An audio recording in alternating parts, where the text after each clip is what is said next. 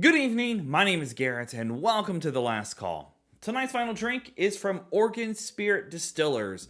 This is their straight American bourbon whiskey, coming in at a 47% ABV, at least 4 years old. Now, for full disclosure, I reached out to Oregon Spirit Distillers for a review sample. They were kind enough to send this over for us to take a look at, and a review, so just keeping that transparency open. When it comes to Oregon Spirit Distillers, they are doing some really cool things with craft spirits. Starting off, they are basically transparent across the whole process. They source most of their grains from local farms, which is a huge thumbs up in our books. And they are doing some really cool things when it comes to mash bills. This is their 4-grain bourbon, so kind of uncommon, especially for a craft distillery that's doing this all in-house, distilling it, aging it, bottling it.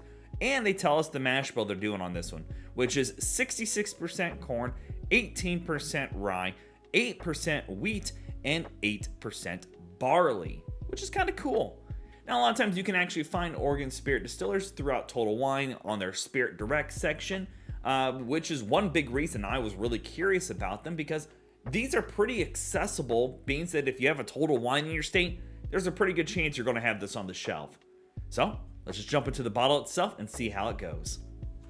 I love these bottles, these little short, chunky bottles. They have some heft to it, and I love their look. So, as always, make sure you like the video, subscribe to the channel, hang around for a bit, become a member if you'd like.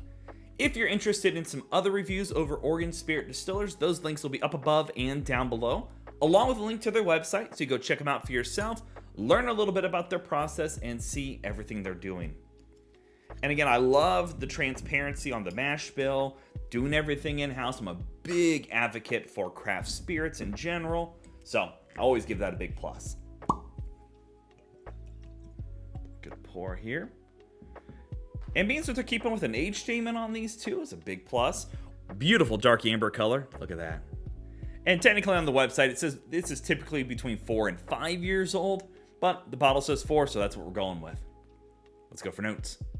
Oh, okay. I am digging that already. Beautiful craft nose on this. It's got a little bit of the husky kind of sweet corn notes going on. Like, it reminds me of a mash house.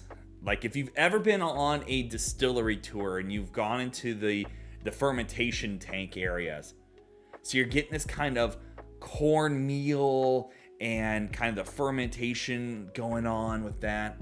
Very much a craft nose on this, and what I'm meaning is you get a lot of the grains going on. So you're getting that kind of sweet corn, a little dustiness, husks going on, that kind of sweet fermentation note in there again. Rice spiciness is definitely showing up as well. A little waxiness from the barley, and maybe just a pinch of the spiciness from that wheat. For me, wheat tends to bring in a little bit of like a cedar or a sandalwood note, and you are getting maybe a little bit of that in there. Nice oaky profile. Getting a little bit of vanilla, a little bit of caramel, barrel char going on as well. Getting a lot of classics, but that craft side of things is bringing out that kind of sweet and mustiness to things. Very much almost like a cellar, like a wine cellar now. No ABV, nothing harsh, no off notes. I mean, that is a really different kind of take on a bourbon, and I'm all for the ride. Let's go for taste. Honestly, a lot of green apple going on here. And I'm also getting a bit of smokiness. Almost, it's teetering close to almost like a smoky, kind of charry note going on. Beautiful grains going on in here. You get that kind of underbelly of the sweet corn going on. It's grilled corn. It's like corn on the cob, you throw on the grill. I'm from Indiana. I gotta have my grilled corn in the summertime. Grilled corn, slather it with butter, and then you're getting these apple sweet juicy notes going on. It kind of does both red and green apple for me. That is fun. Like right from the get-go, you're getting these beautiful soft juicy orchard notes, and it kind of keeps rolling for a moment like you just bit into a fresh apple in the fall. Then it rolls into some of your classics, your bourbon kind of forward notes, your little bit of the barrel char and vanilla spiciness, and a little bit of wheat in there is bringing across like a cinnamon stick for me, like a freshly grated cinnamon stick. And then it kind of just goes very soft and subtle on the palate. It's not a super clingy bourbon, and it's not necessarily a bad thing. It's just very easy to sip on. No ABV, nothing harsh, no off notes on the taste either. Just a very soft yet approachable bourbon. Loving that bit of wheat spiciness going on in there for me. But the big winners there are the juicy apples going on. The nose led me to believe it was going to be this huge, unique kind of take for craft.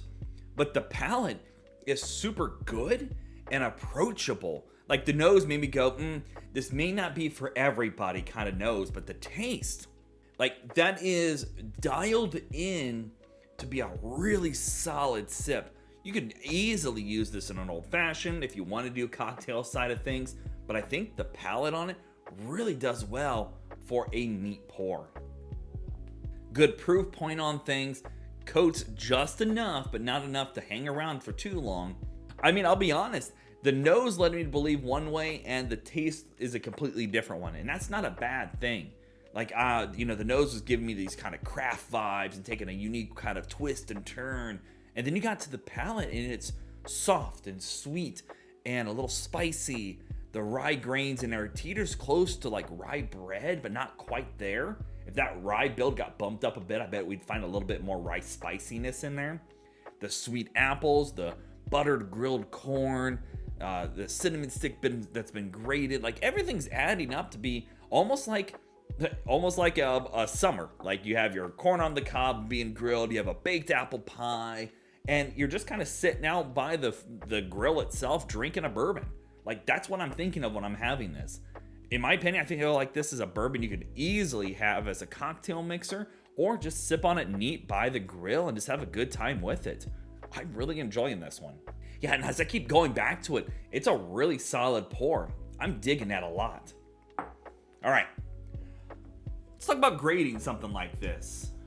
You know what? It exceeded my expectations. So typical pricing on this for my area is about $45. Where looking right now, it's actually on sale for $35. And heck, if you grabbed it at one of their Spirit Direct sales at Total Wine where you get 10% off of two things, you get even less than that. But for number's sake, we're going to grade it at the 45. Honestly, it gets a very solid B-.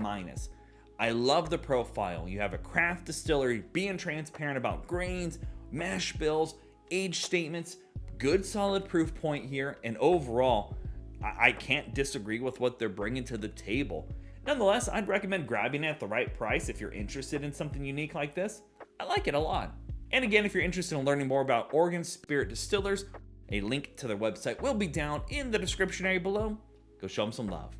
So yeah, there you have it, folks. Oregon Spirit Distillers American Straight Bourbon Whiskey. If you have any questions about the bottle itself, let me know down in the comment section below. I will do my best to answer it. And if you have any specific spirits I should go looking for, also let me know down below. Love doing these reviews and sharing with you the experience at home. And as always, your last drink of the night, be the best one.